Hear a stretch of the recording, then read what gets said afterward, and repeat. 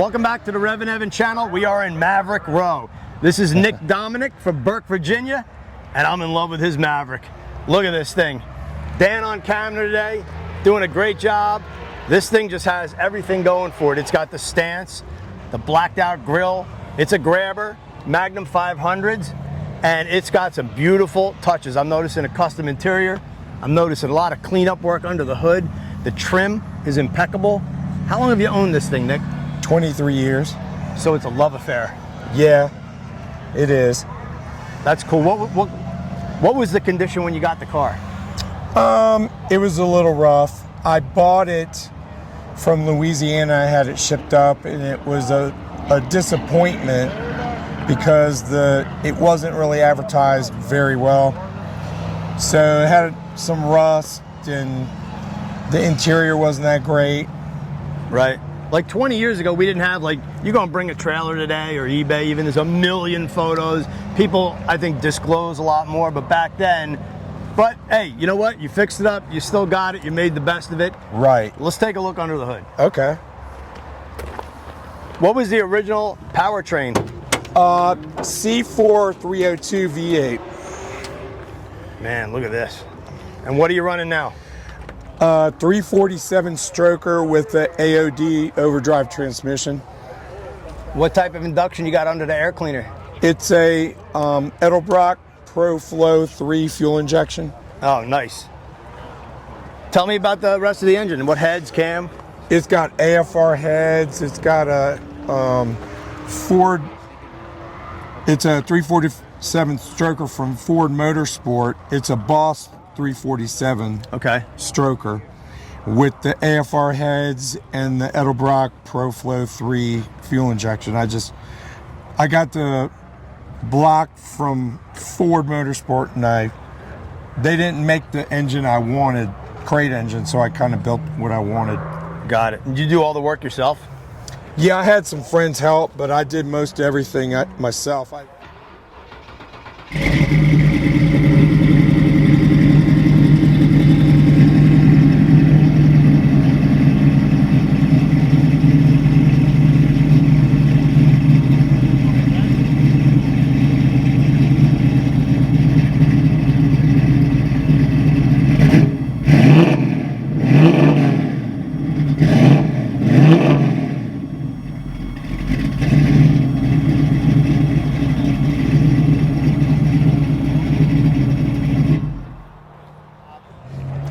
The other thing I'm noticing, a lot of guys do matte finish under the hood. You went with like a nice shiny color, and it kind of contrasts the orange quite nicely. So tell us about everything you fabricated under here.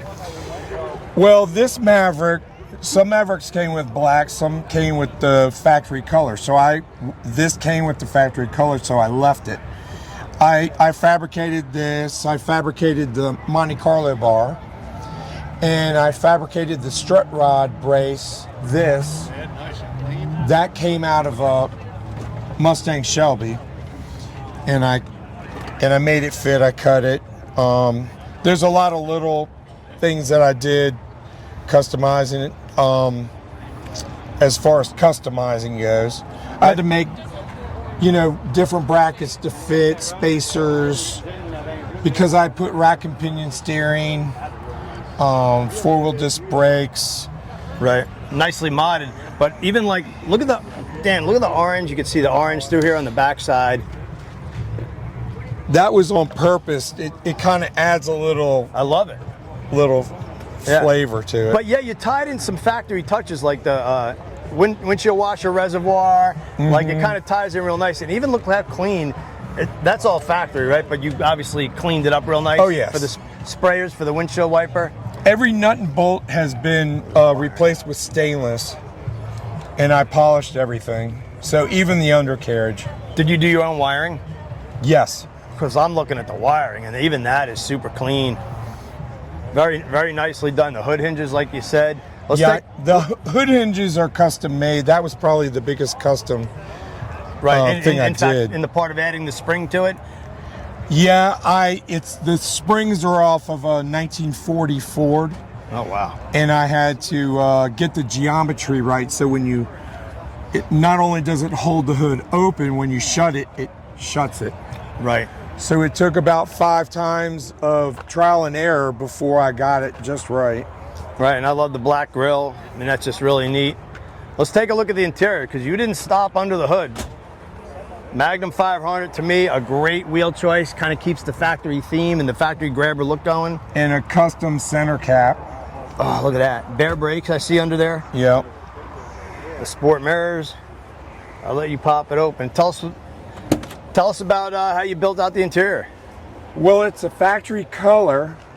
I replaced it was a factory bucket seat car, but I replaced the factory seats with seats from a Hyundai Tiburon, and I had them redone to match the factory. I custom made the console.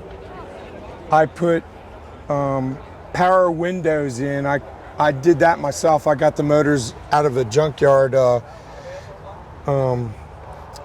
Ford Taurus.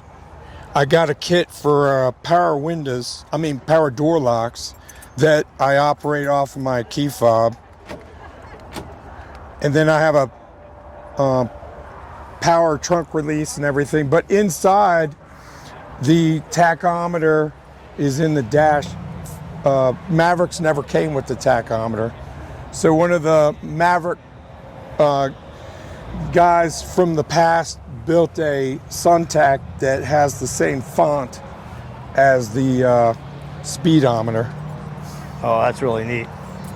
I added air conditioning too. The car didn't come with air conditioning. What material is that on the seats? That looks so high end. It's Naugahyde.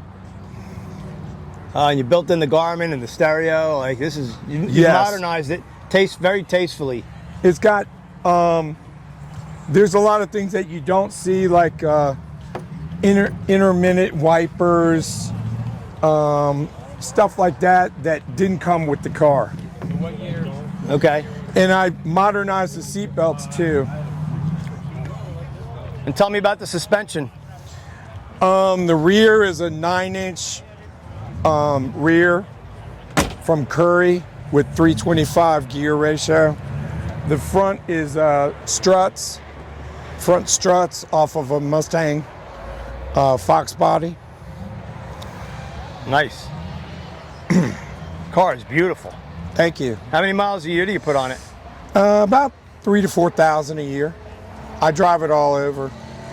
I'm getting ready to drive it next month to Bowling Green, Kentucky, to a Maverick meet. Nick, what a beautiful piece you got here. Thank you. Glad we stopped by, and it was great to talk to you. You got yourself a wonderful car there. Thank you. Nice to meet you. So, thanks for checking out the REVan channel. Another Maverick for the channel. You guys love those Mavericks. Be sure to come back for more. We got a lot more stuff to come from the Carlisle All Ford Nationals 2026.